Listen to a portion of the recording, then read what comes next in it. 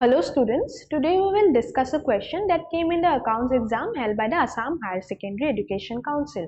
So the question that we have here is, briefly explain the meaning of any four of the following, and the marks given here was a total of 8 marks, and each answer or for each point 2 marks was given. But we will answer all the questions. So the meaning of financial statements are asked, capital expenditure, gross profit, bad debt, and marshalling of assets and liabilities is asked. So the answer for the first point is the meaning of financial statements. What are financial statements? So these are the end products of accounting.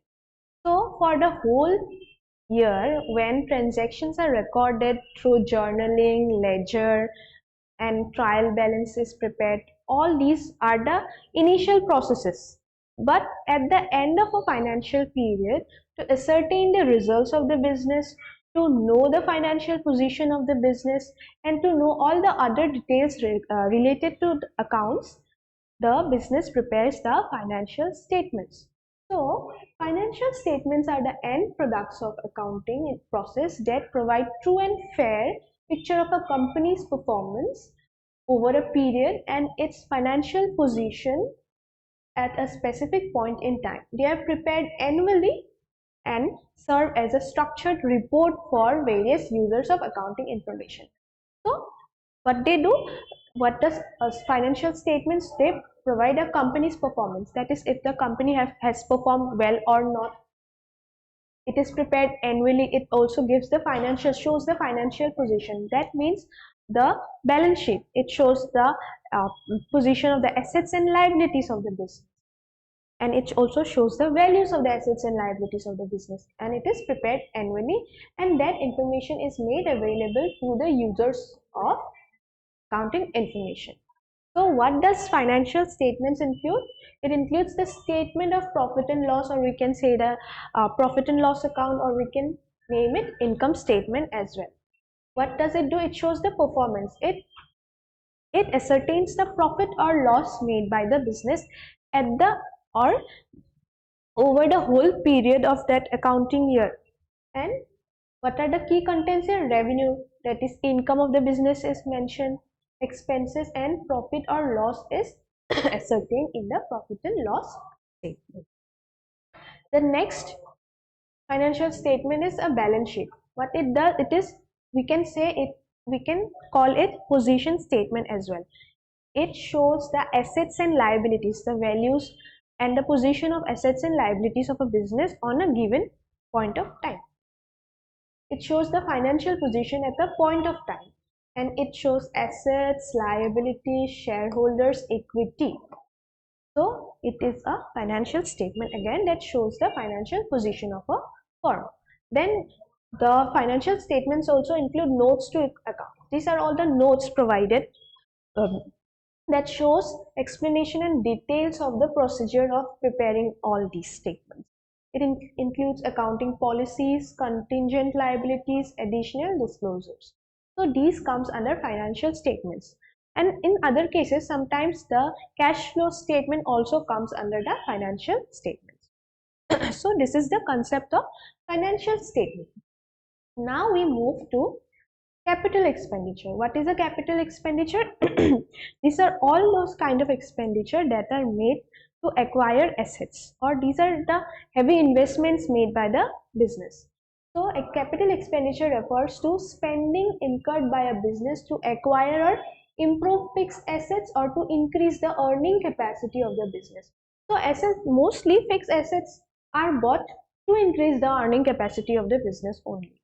So what it does, it results in acquisition of assets, that is buying of assets like buying of machinery, buying of furniture, buying of land, building. This comes under capital expenditure of a business. It is non-recurring in nature, that is it does not repeat very often. Maybe once after 10 years another machinery is bought, or sometimes land is bought only once. So it is, the capital expenditure is non-recurring in nature. It is shown in the balance sheet. The capital expenditure is shown in the balance sheet and not in the profit and loss account, because in profit and loss account only revenue expenditures are mentioned. Capital expenditures are mentioned in the balance sheet. The examples of capital expenditure are purchase of land, building, plant, machinery. Expenditure on installation of machinery also comes under capital expenditure. Amount spent on extension or improvement of fixed assets.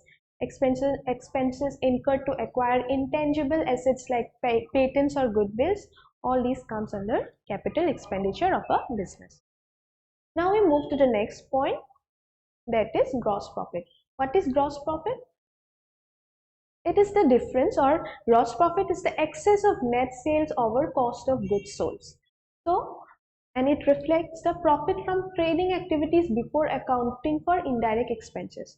So, the profit earned after deducting the direct expenses, that will come under the gross profit. So, gross profit is the excess of net sales over cost of goods sold, reflecting the profit from trading activities. So, gross profit is also ascertained in the trading account. So, in case of preparing, when we prepare the final accounts, there we have a trading account, we have a profit and loss account, and we prepare the balance sheet. So, trading account, we ascertain the gross profit. And how do we do? From net sales, we minus the cost of goods sold and we arrive at the gross profit. So, the formula is net sales minus cost of goods sold. So the gross profit represents the profit earned from core trading activities, that means buying and selling of goods. So these are the very core trading activities, core activities of a business will be buying and selling, and from that the amount of profit earned will be the gross profit. It includes indirect expenses such as office expenses, selling. It excludes indirect expenses. That means to ascertain gross profit, only direct expenses are included, and it is shown in the trading account of the business. So this was the concept of gross profit, or the meaning of gross profit. Now we move to bad debt. As I have mentioned in other videos, bad debt is that amount of money that cannot be recovered from the debtors. So bad debts are those debts which cannot be recovered from the debtors due to their inability or sometimes unwillingness to pay. They represent a loss to the business. So bad debt is a loss for the business. That is why we debit it in the profit and loss account. They are treated as an expense and shown in the profit and loss account. It is a loss and expense as well. So it is debited in a profit and loss account. They reduce the value of debtors in the balance sheet, because bad debts are carved out or written off from the debtors, so it decreases the value of debtors, so it decreases assets. So in the balance sheet, in the asset side, it decreases the amount of the assets. So arise when a debtor becomes insolvent or refuses to pay. So bad debt arise when a debtor does not pay the money owed to the business. And how is it treated? So bad debt is debited because it is a loss and expense. So when a loss or expense increases, we debit that account, and debtor account is credited because again asset decreases here. So what are the effects? Debit side of the profit and loss account. So profit and loss account is debited, and in the balance sheet, debtors will be from the debtors, and the amount of bad debt will be deducted. So this is the concept of bad debt. Now we have the last point, that is marshalling of assets and liabilities. What is marshalling? Marshalling is basically ordering of the assets and liabilities of the balance sheet, and for that we have two methods. So the methods is in order of liquidity and order of permanence. So what is marshalling? It refers to the arrangement or order in which assets and liabilities are shown in the balance sheet. As in a balance sheet, there is an asset side and there is a liability side. There are various items under a balance sheet. How that ordering is done, how that arrangement is done, that procedure is known as marshalling. So there are two methods of marshalling. First is order of liquidity. Liquidity means the availability of money with the business. So arranged according how quickly they can be converted. In order of liquidity, at the top the most liquid asset will be shown or stated. So the most liquid asset is cash. So in the asset side, cash will be recorded first, then bills receivable. So the order of liquidity will be shown in the asset side. So first cash, then will come bills receivable, then debtors, stock, and last fixed assets. At last the fixed assets will come. And how liabilities are again arranged according to how soon they are payable. Current liabilities are payable at first, then long-term liabilities and shareholders fund. And the second method is order of permanence. That means how long that asset or liability is going to stay with the business or firm. So in order of permanence, assets are arranged according to their permanence. So first the fixed, in this method the fixed assets will be recorded first, then the investment, then current assets, and then at last cash, because cash moves out quickly. In liabilities, liabilities are arranged according to permanence by shareholders firm, because this is going to stay for a very long time, then long-term liabilities, and then at last current liabilities, because they are going to be paid very soon. So this is the marshalling of assets and liabilities, where we order or arrange the